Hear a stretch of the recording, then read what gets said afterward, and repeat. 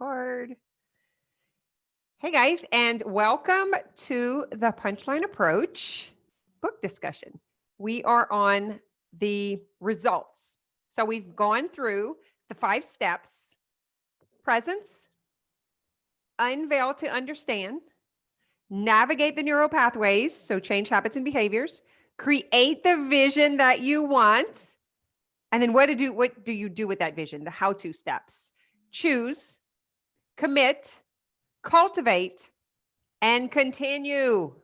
Get support if you need it. Find your tribe, your collaborators, your community that's going to see you in that vision. I think that's a big part of the secret is if you go to a retreat and you get this amazing transformation and then you go home and no one knows what you're talking about. And you try to force them to understand it, but they haven't had the experience that you've had. And I see the Punchline Approach kind of like that. We go through this process, this rinse and repeat process. And each time you go through it, you're a newer version. You have a new perception. You have new identity. You have new eyes. You see everything differently. And so your language changes, but we can't see that. We can't see that in ourselves. And we expect to be treated as the new vision, right? The new perception. But people don't know what happened. They don't realize we went hang out in the cave for a few years and had this because it's so subtle. So anyway, you do those 5 steps and it leads to the ending chapters, which is line. So it's punch, line, approach, 5 simple steps to gain power and control of your life, your health, wealth, and relationships. So the L stands for living your life's legacy. Because let's face it, if you ain't doing that, what the hell are you doing here in that body? As an integrated being, this is what the work is all about. The integrated being. Most people don't understand this part. Integrated mentally, the way you think. Emotionally, the way you feel. Physically, the way you show up in the world. Intellectually, you growing and evolving as a being and sharing that with others. Your social presence, your occupation. Your occupation is your service to the world. It could be feeding the homeless and it could be making millions of dollars. What is your service? What is the example of possibility that you are serving and sharing with the rest of the world to inspire them? So it's on all levels: mental, emotional, occupational, intellectual. Peggy, are you looking to make sure I got them all? I usually miss at least one. She's actually read the book more than I have. So I refer this to, I've narrowed it down in Self-Healing Masters, and it's now called the Healer's Triad. So you guys probably recognize it. So the Healer's Triad is, so imagine there's 3 legs to healing. And I'm talking about self-healing on all levels and becoming whole. So one of it is, mindset's important. The way we've been taught to believe about ourselves is hogwash. It's BS. Those belief systems are not valid. They're outdated. It's what someone thought of us before they even knew who we were. They labeled us and titled us. So that mental part is so important. But then the emotional aspect was never taught. We're never taught how to be emotionally stable, how to process feelings, how to integrate those experiences and emotions in our body. So the second leg is the emotional side, or you can call it emotional stability or emotional regulation. And the last leg is the spiritual embodiment or the spiritual growth, you could say. How do you become all of this? If you look at the triangle: mental, emotional, spiritual. If you look in between, the result is the physical form in the material world. So the triangle itself is the wholeness with all sides. Does that make sense? You know how we've talked about the pie? We're separated by the medical community has our health, our physical health. The religion has our spiritual health. And then no one has taken care of our emotional health. We're just going to claim that. And then our mental health has been given to psychiatry. So we have a pie, our body, imagine the triangle, and it's been cut. And what we're doing through this process, through the Healer's Triad, through the Punchline Approach, is we're bringing all aspects together. So that's the integrated on all levels. When you are mentally, emotionally, and spiritually whole, you are physically you, and the byproduct is the financial health, the environmental, your occupation, your ability to make money, your financial health. Does that make sense? So it's like, it's all 8, but there's actually only one process, and then you get the byproduct of the other. So that's the integrated. Then the N stands for in your natural essence. That's you as a sacred soul being. Not you in the mind, not you in the intellect, but you in the wholeness of your soul. That if you could even feel it, if you sat here and took a few breaths, you can feel where the soul is bigger than you. It actually has a hard time containing all of that joy, containing all that it wants to share inside the boundaries and limitations of a physical body. Can you relate to that? So we want to embrace that natural essence. And when you are fully on board with all of that, ease, flow, and freedom. So living your life's legacy as an integrated being on all levels, in your natural essence, living a life of ease, flow, and freedom. That's all I got for you today. 6 minutes. The floor is yours. Share your experience, the second half of the book. What did it mean to you? How were you able to integrate it in your own life? What was your aha? What were your takeaways? Hi, Cheryl. Welcome. Cheryl and Linda, I don't see you, but I see you, but I don't see you. Who wants the floor?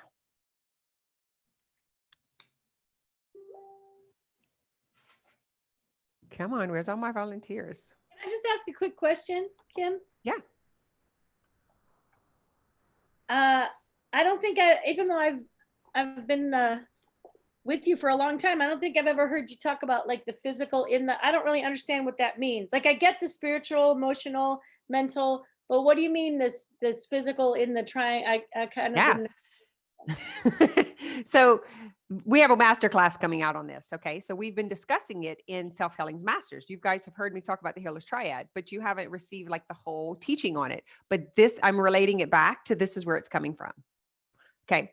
So you are a spiritual being having a physical experience. Do we all agree? Let's make sure we're all on the same page. Okay. So there's a soul coming here to play. Mm-hmm. It needs this body, which we therefore identify with as us. Intellect, the mind, very curious, analytical, wants to know, wants to understand. Problem is, it thinks that's all there is. The mind wants to do all the figuring out and wants to leave the soul in the ditch.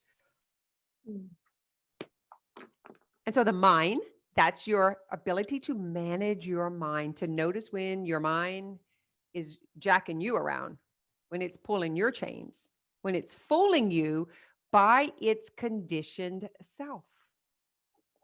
Listen, imagine your mind was a blank slate, a sponge, and it enters the world and it gets downloaded by your environment, your parents, your school, your bus driver, your babysitter, your siblings. How you were able to articulate experience was then processed into this truth. Your mind thinks it's truth. It's been conditioned by the environment, which most of us can say our environments weren't all that healthy. I mean, everybody did the best they could. Let's just go there, right? But there was a lot they didn't know and didn't understand, and we bought it as truth. That's what we're seeing exploding in the world right now. The division and even the mediocrity, right? Like, we should just be happy we're alive and not suffering. Let's just settle. Even the mediocrity has been conditioned. Don't wish too big. Don't get too high. You're going to fall off. You know what happened to so-and-so. Get too big for your britches. Ain't nobody going to like you. Right? All of that. That's the mental. The emotional is we feel things. We have sensations in our body. We have physical responses. And we freak out and think we have to do something about it. And so the intellect takes over and tells us what to do and doesn't realize that it's actually just a sensation. Those sensations may not be ours. We might be like have open centers and open entities, and we take in the environment. Walk into a bar, you can feel the environment. Walk into a classroom, walk into a church. You take on the feelings of the environment, right? Walk into a funeral, you're probably not going to have hip hop playing and partying. You know what I'm saying? We adapt. We carry, like some of us, just feel empathetic, like really emotional, really open, susceptible to feeling deeply. And we take a lot of stuff personally. If you have trouble with taking things personally, read the 4 Agreements. That is the best news for you. The 4 Agreements, at least 4 times a year. You should read it every quarter. We did quarterly retreats on the 4 Agreements for a long time before I wrote the book, because it makes so much sense. Like he says, you didn't even give you your name. You didn't choose your religion. You didn't choose your anything. You didn't even choose your color. That was chosen for you. Your color of your eyes was chosen for you. Everything. And so through the punchline approach, we actually want to be the chisel to break through the shell of what the world told us to be, so that we can tap into the freedom of being what we truly are. We are a free soul being. We're here to share, express, contribute, create everything we can't do right now. You can't be sharing your opinion, your thought, that is like deadly, literally, right? So you can't express. You can't create, because God forbid somebody's telling you what you can and can't do, right? How big, how small, did you get a permit for that? You can't do that, right? Can't even connect and collaborate. Don't you go around nobody. Don't you get 6 feet apart. Don't you? It's like, seriously, this is the very essence of our soul being that is being attacked right now. Separation, division, limitations, the complete opposite of what we are as a sacred soul being. The good news is it's internal work, so the external can't stop it. No matter what the rules are, no matter what the things are. So that's, let me just, I'll keep going. That's the last part though. Like I'm trying to get them to bleed into each other so you can see it. So when you are mentally managed, you're managing your mind, your thoughts. You're like, oh, I see. That was from 4th grade. That's not true, right? And then you're like, oh, actually, this is just a sensation in my body. It might not mean anything at all. It might be coming from my environment. It might be coming from something I'm carrying for my family. It might be something generational. It's possible that it's not even mine. And then you start seeing yourself as a sacred soul essence. You start giving yourself permission to be. And you put those 3 pieces together. Coincidentally, look at human design and the shape of the body. It's all aspects in physical form. You are all aspects in physical form. This body, this vehicle, carries the soul. It is the receiver of the language of the feeling your body feels. And it is the thinker that speaks. And so the body, the physical body, is the triangle. And those are the 3 aspects that make it whole. That's why there's sickness, illness, disease. You got a leg off. It's all open and susceptible to disease, no matter which leg is off. Contaminates the vehicle. Living in relationships that are not aligned because we've been told, or living in careers that are not aligned because we've been told that's safe. That's where money's at. You can't, everything's going to go wrong and bad. If you're not there, then who are you, right? That's what I'm talking about, all that conditioning. Now, a lot of the world doesn't want to hear us saying this. Makes it feel very unstable when they're using it to control us, right? You should stay in corporate. You get retirement. You can retire at 55. You'll get some of that Social Security for a few years. Whatever it is they say.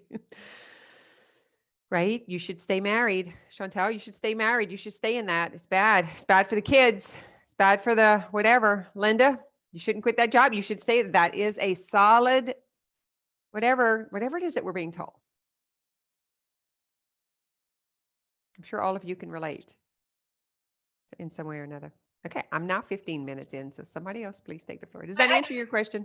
Well, yeah, I'm a very visual person, so I kind of didn't understand the triangle in the body coming through the triangle, but now I get it. Is this correct, that what you're saying is when our thoughts and our feelings and our soul, they're expressed through our body? Yeah. That's all you were saying. I just understand it. I guess I could have shortened that. Okay, Yeah. can I ask a quick question as you were talking? Or I can see you want to say Can something. you, yeah, but can you hold on to that and let me answer that question first? Okay. I just want to answer that question first. So yes, it's expressed through the body. Unless it's not expressed through the body, then what happens? That's cancer. That's illness. Well, that's expressed as cancer in the body. You're saying if it's not expressed in a healthy, free, enlightened way. So the punchline approach, I never thought about it this way, but as you're saying thought, feeling, and spirit, tell me if I'm wrong, but the punchline approach seems to come to thought first and then feeling. And the soul is just kind of always on board, right? It's always the there. soul's like, will you please get your shit together? Yeah, the soul's fine. Ain't nothing wrong with the soul. The soul is awesome. The mind is fucked up. And then the emotions are nuts. Mine are anyway, not you guys, but mine. So it starts with the thought always, yeah? You know, I think it always comes back to the thought. And I think that's why I always ground you guys in mindset first, because you have to understand that the thought actually creates everything. So let's just use an example. Someone who is not expressing honestly, and they're in a relationship or in a job. We'll just say relationship is everything because it's your relationship with your job, with your money, with your partner or whatever. So they're in a relationship, but they're not aligned. They're doing something against their soul, what they really want, because their family said, or their partner said, or the finances said, whatever it is. And they are like, I really want to take it to relationship because I use this example of Ed.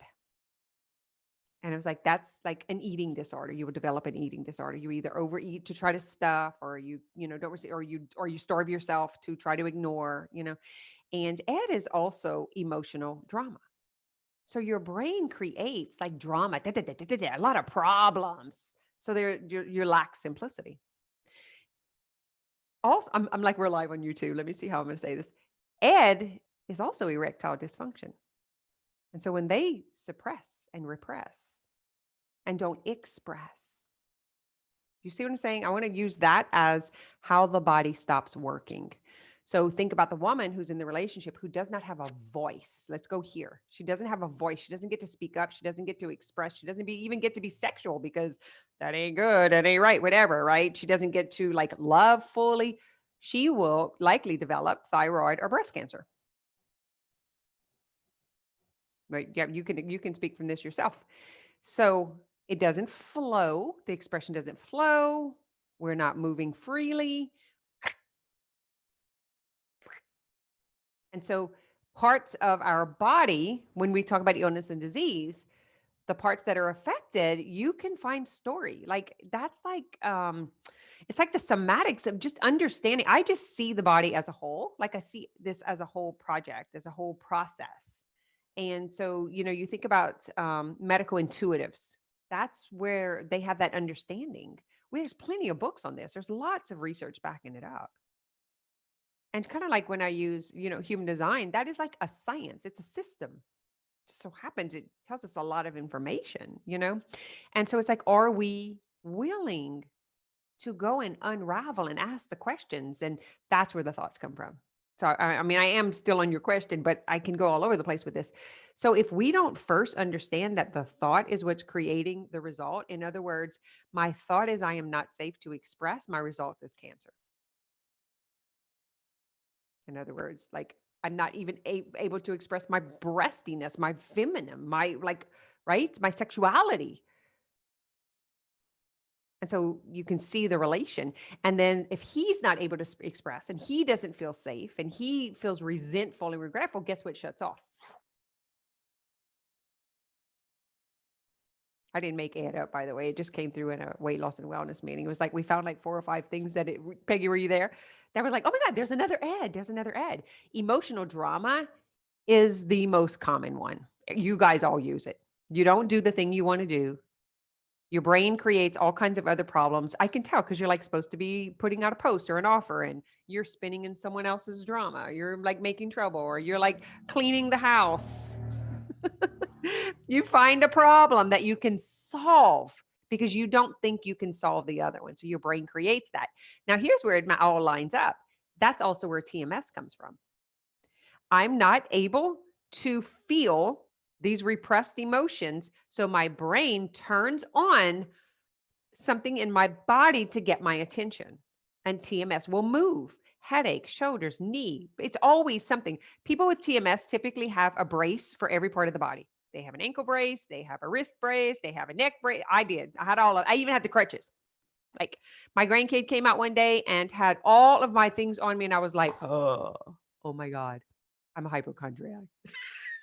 Like that was where my thought was. I mean, 15 surgeries. I would still, if I wouldn't have like really connected this work, I would still be having surgeries. I denied two to repair a torn labrum and some sciatica stuff that was, I don't remember, L something, something and another. It's like these disc and impinged root nerve. And so surgery was suggested. I did not do either of those and I'm fine. I'm 100%. But in the past, before I really caught on to the power of it, I just listened to the doctors. I took the medicine. I had the surgeries. I have no female organs. I have no gallbladder, no appendix, no tonsils. So much stuff that I can relate to it now, which is great teaching material. Of course, as a 6'2", we have lots of story, right? It's who we are. We're the role models for the work that we bring to the world. So yes, you have to be grounded in the thought because you don't realize that your thought is creating it. Which what is that person who's in that position thinking? I can't have my way.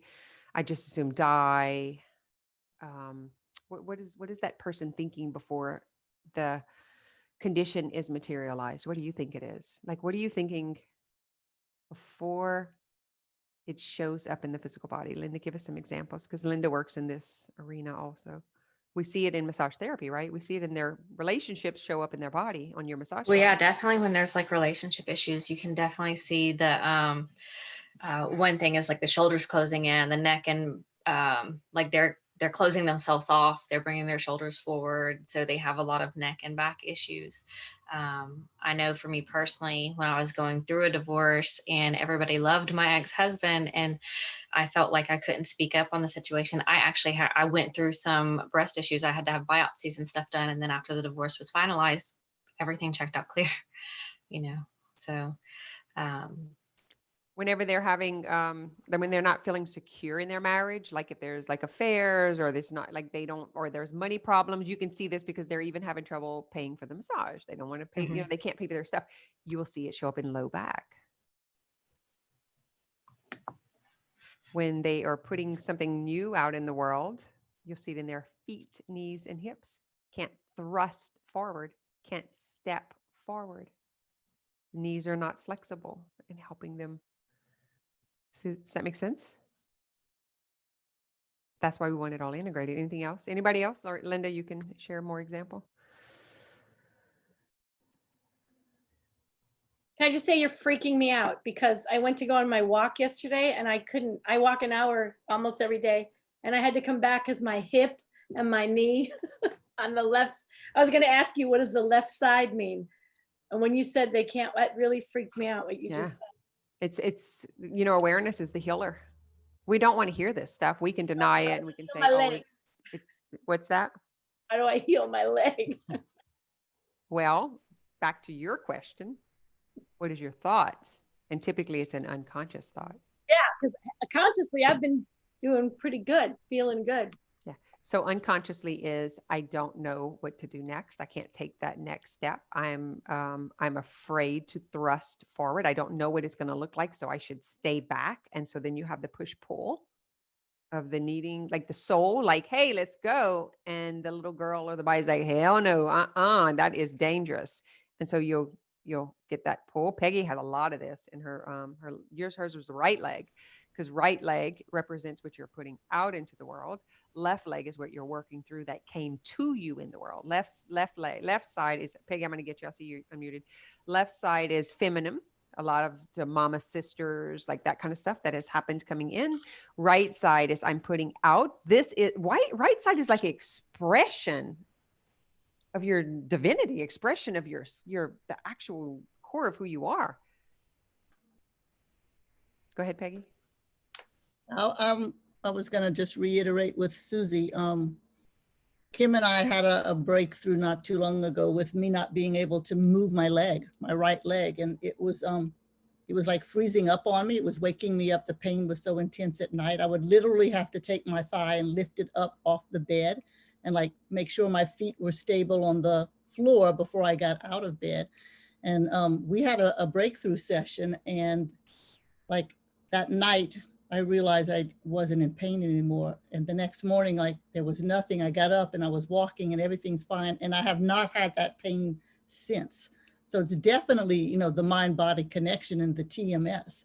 Just like, you know, like being able to feel as though I'm stable in my life. I haven't ever felt stable. There was always something or many things off. And I sent a message to Kim, I think last week sometime, and I said, oh my God, I went for my walk today. And I usually walk, like if you can see my hand, like this, like forward, like not to be seen, like what Linda was saying, just cringing in. And I realized I was walking straight, like I could see my breast, I could see my legs, my thighs moving, and it was like, OMG, like I am straight, I am balanced, I am stable. And I noticed today, I said, let me make sure I'm still there. You know, just check to make sure I'm still there, and I'm still there. And it's like, it's, so all of this work, you know, leads us to that integration, like Kim was talking about. Like, you know, I can say my story in coaching and in the punchline started with the legacy. I was having a conversation with Kim and a hearse went by and she's like, oh, that was you in there. Have you done everything you want? I'm like, no, you know, and it really like, okay, like, so I've been alive for 65 years and what the hell am I waiting for? Like the book says, don't wait, go do it now. And so it's happening, you know, and the more I like go into the integration, there are, I'm going to say moments, there are hours when I'm in that natural essence, when I know who I am and I know why I'm here. And then I realize, oh, and I'm in flow and ease. Like, so it can happen, and it does, it's happening. I would 10 to nothing, I would say every one of us is experiencing it for seconds or minutes or hours or days. And the work is for us just to continue doing it. It's that, you know, choosing and committing and cultivating and continuing to do the inner work so that we get to that, and then we're living it more often than not. Yeah. So Peggy, what would you say to people who can't pick up the phone and call Kim, or they could, but people who just have the book or whatever, like, and they're in physical pain? Like, you know, what do we tell our clients? What should they do? Just get aware, meditate? I always say come into presence. Like for me personally, I can't do a doggone thing if I'm not in presence. So like presence is always my go-to. Like what's happening right now in your life? Like, let's talk about, you know, relationships, health, wealth, you know, let's talk about that and just have the conversation.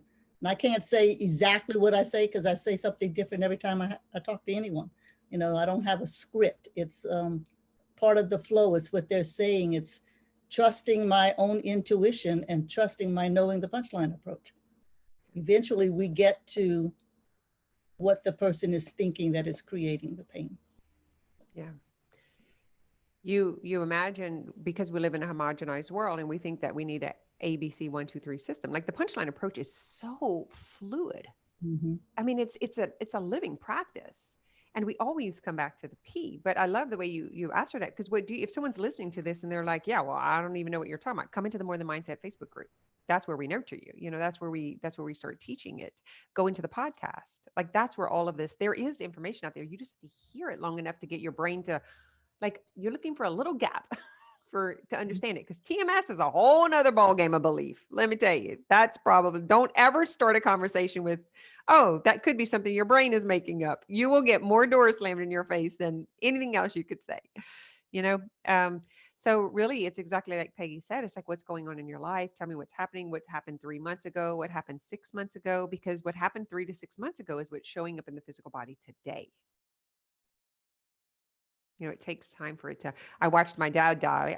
It took 7 days, 8 days for his organs to die. Like, it takes a while for life to catch up.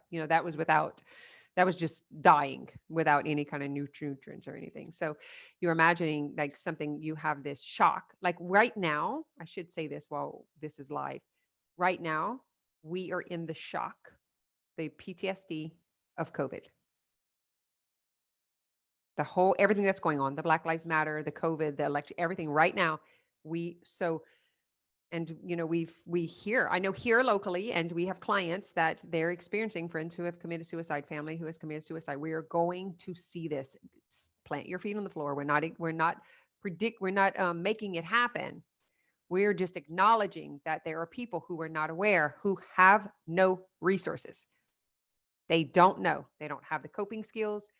They just don't know. And there's nowhere to go but get the hell out. Because when we've had enough, especially if you have been through a lot of life's adventures without the tools to understand it, and you took the adventures personally.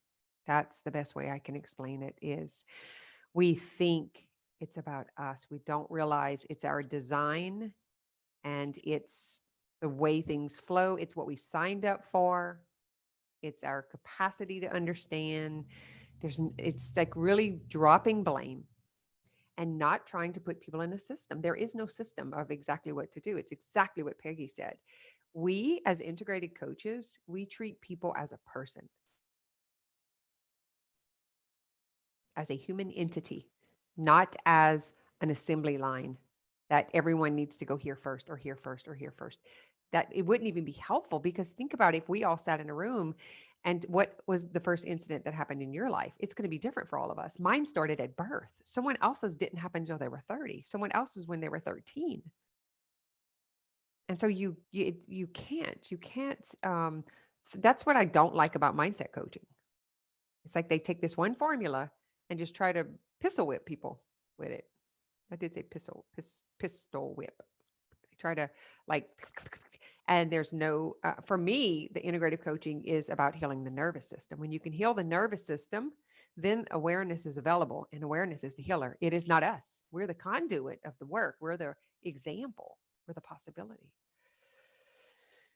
Anybody else?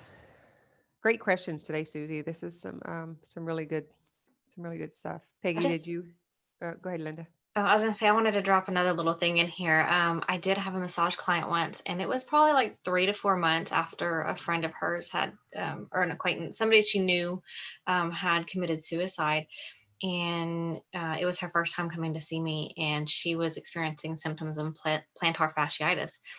And she'd never had anything like that before. And I asked her what all was going on in her life, and she started naming all these things that she was trying to do and trying to get started. And then when her friend died, she's like, everything just kind of came to a stop. And I was like, well, there you go. It just connected so much. Like, she came to a halt. She couldn't move forward. Yep. Was it the last thing she said? Because I'm noticing that I'll say like, what's going on? And they'll name a bunch of stuff. It's usually the last thing. They're like, oh, well, and they kind of like pass it off. I did the same thing when I saw a holistic practitioner. It was the last. She was like, it's always the last thing. Yeah, it was. She was listing all these things off, like, well, I'm trying to get into this kind of business. I'm trying to swap this around. Me and my husband are doing this. Like, it's all creation and trying to get things moving and changing in their life. And then she kind of just snuck it in there. But like, we've not done anything because of, we stopped everything because everything's been put on hold because, of the suicide. So she is, whenever someone's like that, like they can't move forward and they're just like, kind of like, I need to wait and see what happens with this. You can imagine their frontal cortex is frozen. So, the visual, like you open the freezer and you like put your forehead against the ice. Imagine those old timey freezers that would ice. So your frontal cortex, which is your processor, your decision maker, the thing that plans out strategy, is frozen. because the party in the back, the amygdala, the stress, the emotion are running. Do, do, do, do, do, do, do, do, do, do. So that party in the back is frozen up here because they don't function like you. This heightened sense brings up the defense, shuts down the body so that you can go into fight flight. Right? So it's like the thing has happened. Freeze, freeze, freeze. We go into panic until you're emotionally stable and mentally stable. So in that case, you imagine her sensations, emotions. I can't believe this has happened. I need to prevent this from happening. This should never happen to my kids. This should never happen to me. This should never happen to my husband, right? We go into defense of how this should never happen. And that's all the brain can do because it can only do one thing at a time. And so it can't solve, it just spins in loops. It's caught in that emotional signature. There's a podcast called The Emotional Signature. You can listen to about that. It's a scar. We call it samskara. It's a scar in the physical body, in the cell. And it gets triggered. And then the thought gets hooked in it. And then you go into a spin and loop, spin and loop, spin and loop. So in the psychology world, they'll say you, like the nervous system, you go into fight, flight, freeze. I say freak. You just freak the flip out. You freak. Like it's not even, it's beyond freeze.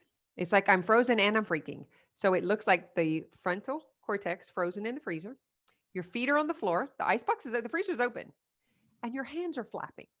That's your thoughts. You think you're doing something, but your forehead is stuck in the freezer and all you have to do is stop and get present. And then you will drop down and realize that your feet can back up and move away. You could unfreeze your head with your feet by moving. Your feet are on the floor.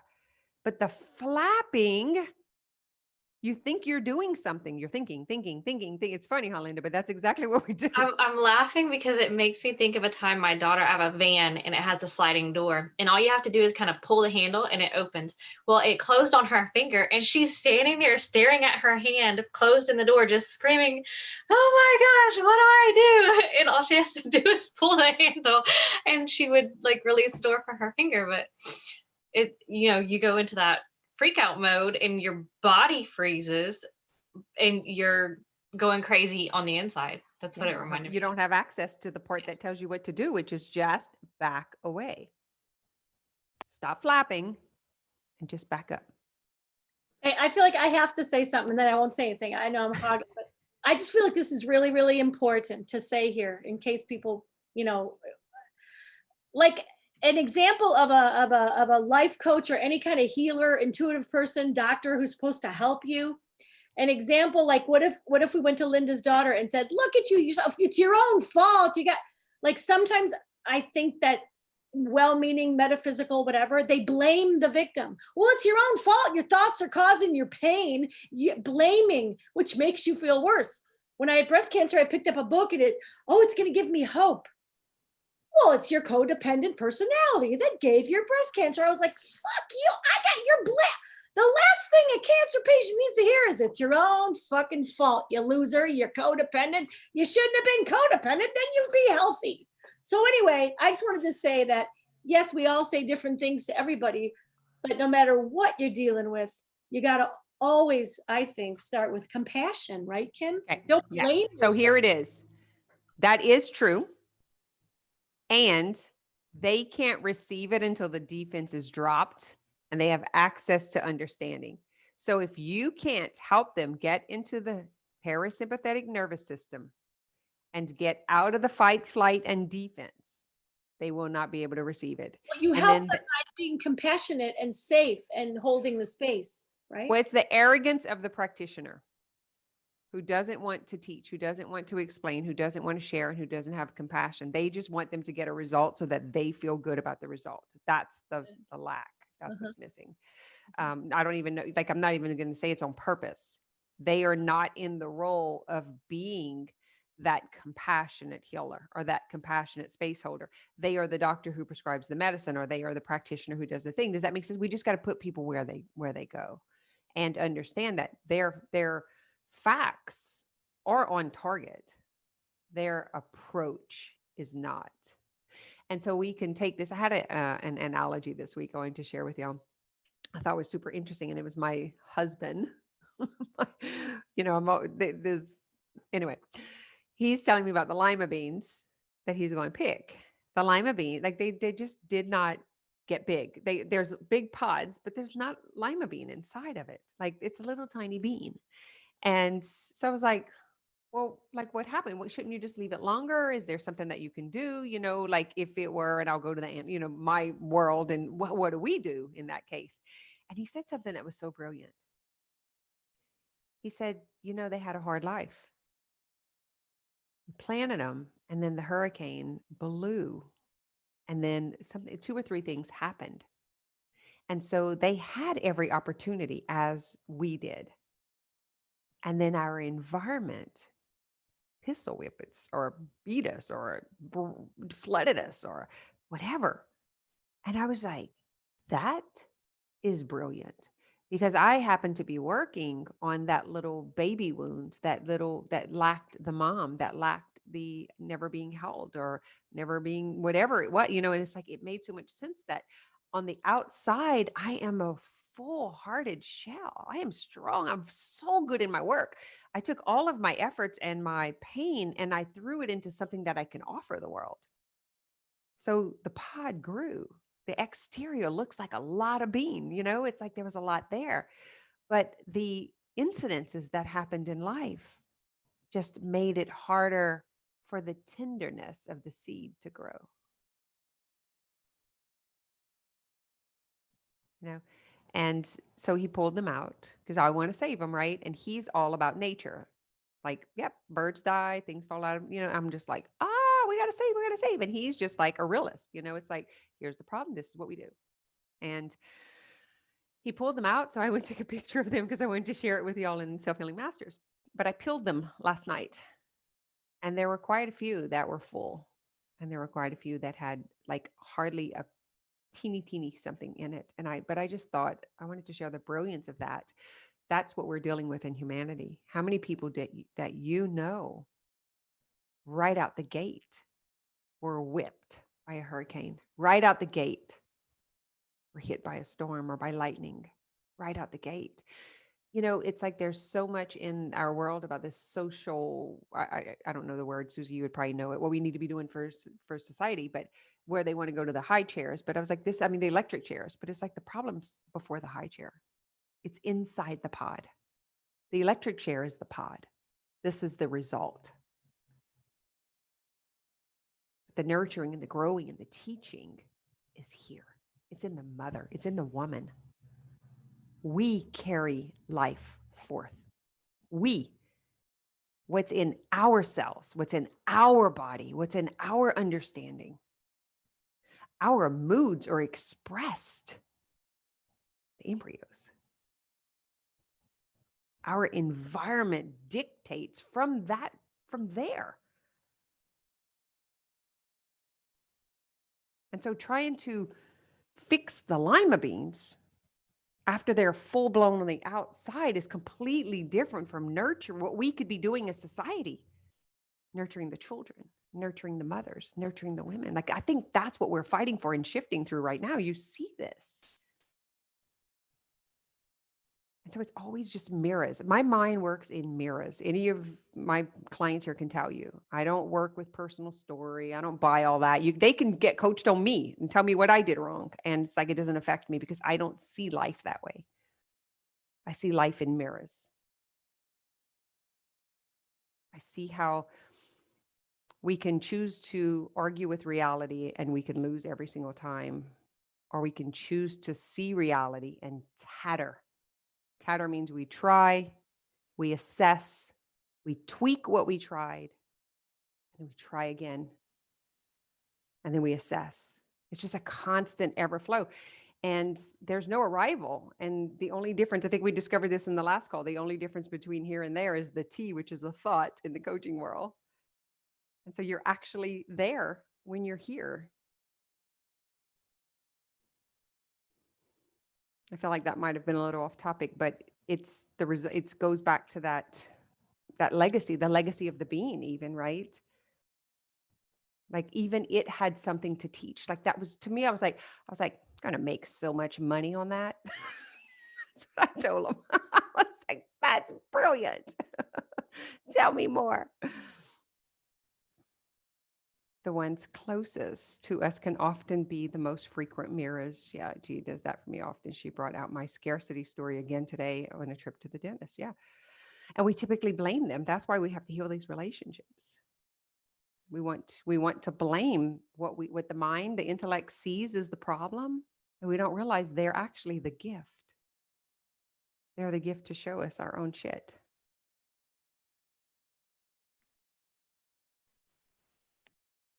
It's how we interpret it. Like that's what we're transmuting is our interpretation.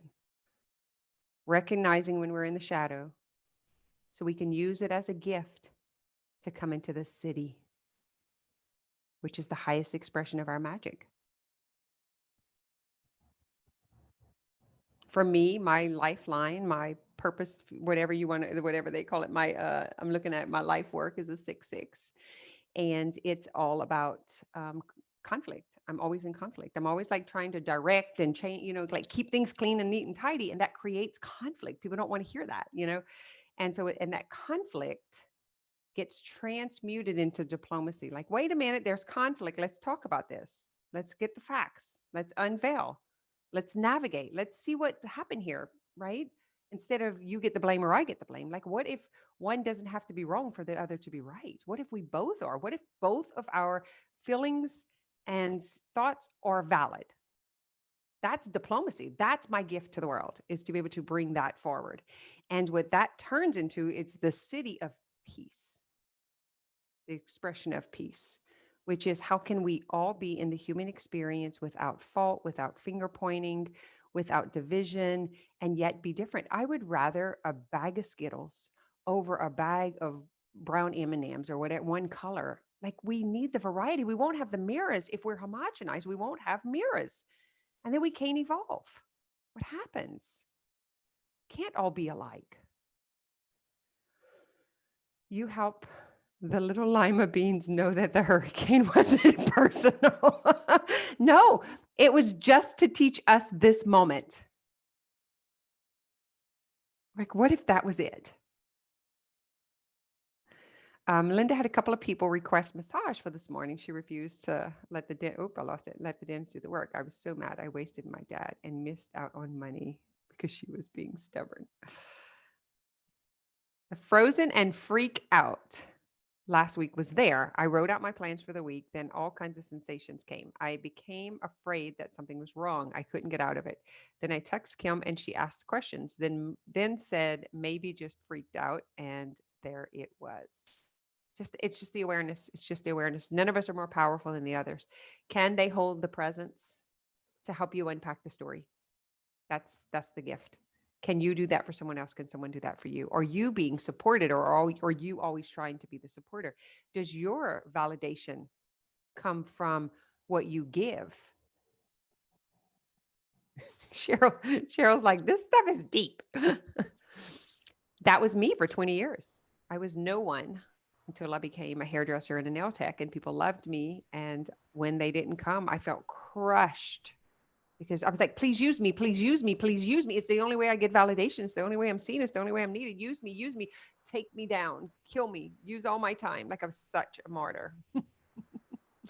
I just had no self-worth, Anybody else that's living or sees that their life's legacy is not being lived? Like Peggy said, if she were in the hearse, she would have missed it. Another way to look at that is when you get to heaven and, here's God, like, well, how was that? Did you do everything you were supposed to? Why not?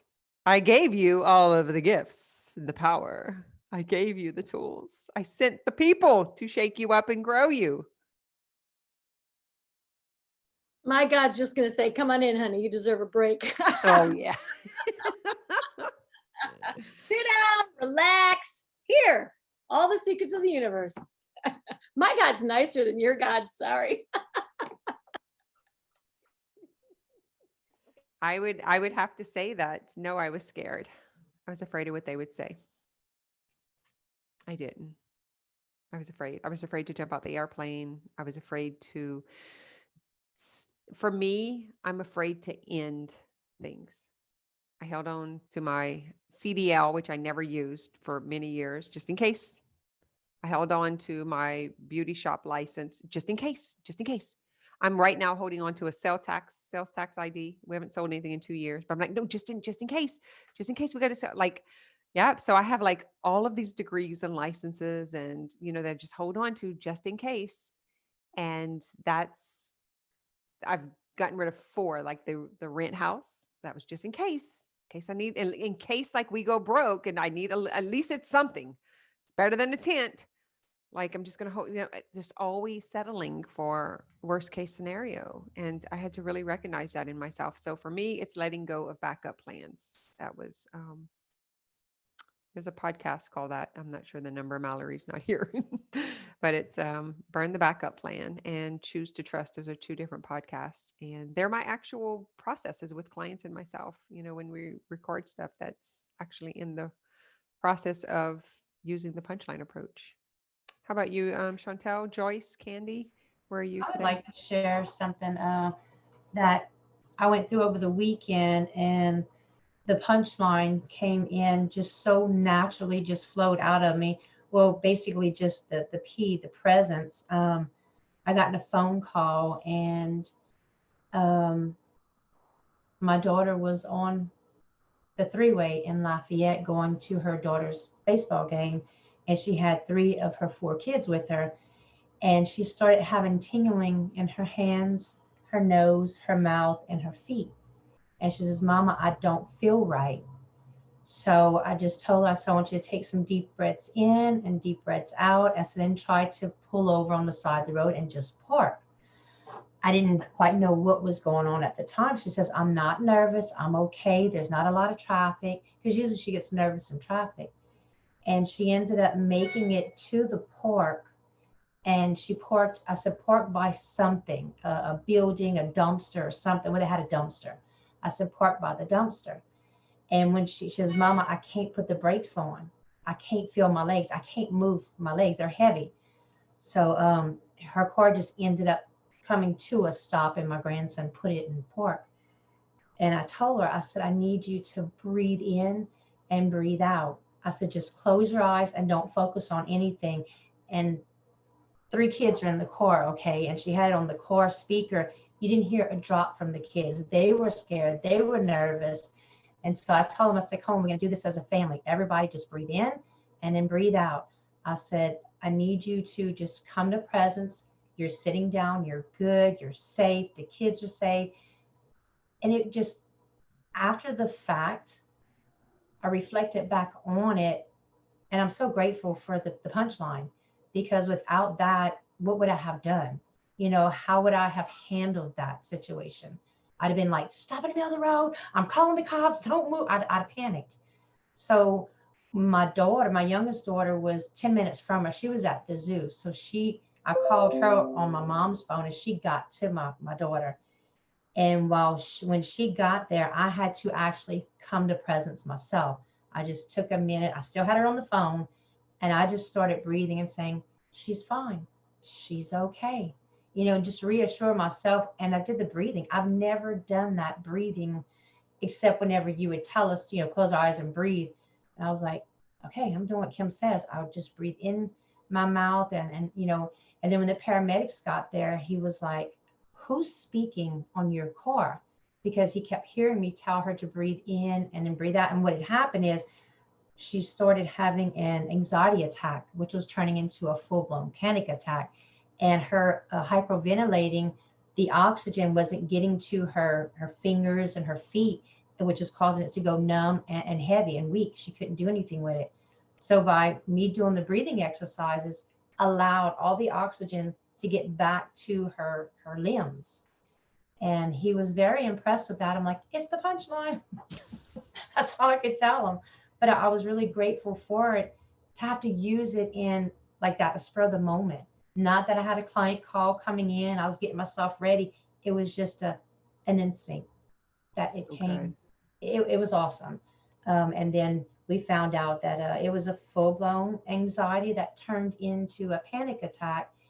And if you look up what anxiety is all about, it's fear of the future, fear of what's going on in life. And right now there's, you know, a whole lot going on with her. And it fit with what happened. You know, y'all was saying how your knee hurts is because of this. Well, her situation fit, the anxiety fit with what is actually happening in her life.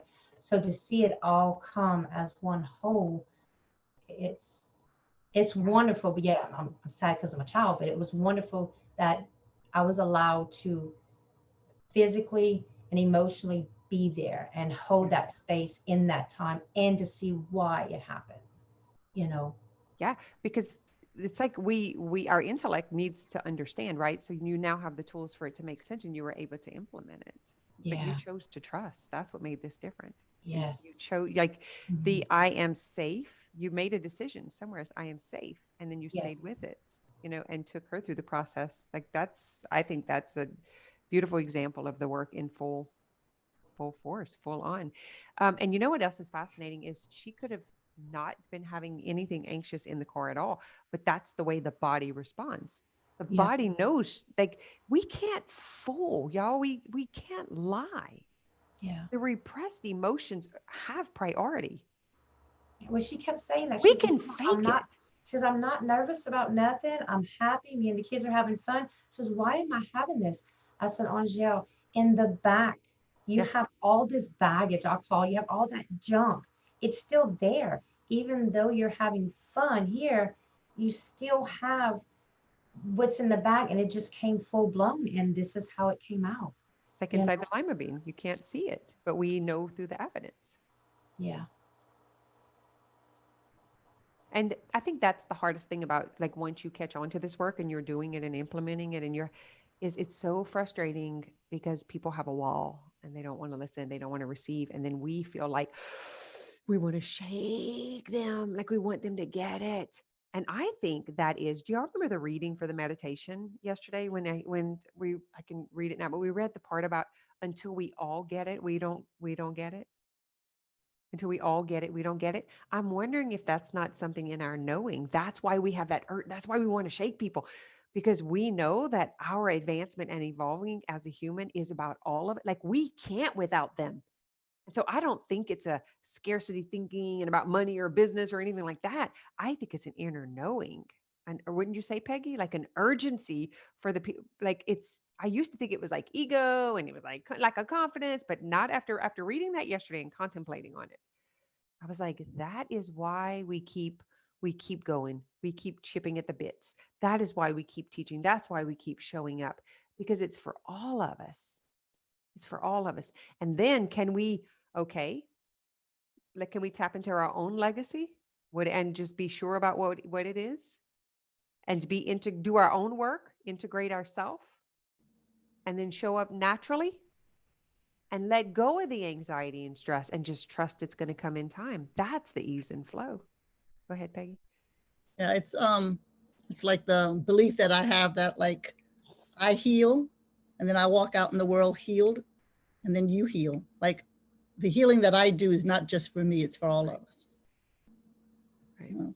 And it goes back generations. So, like, I've been doing a lot of healing my ancestors, and it goes to the future generations. Yeah. I agree. Like, that is that urgency. We want everyone else to know what we know so that we can all be healed together.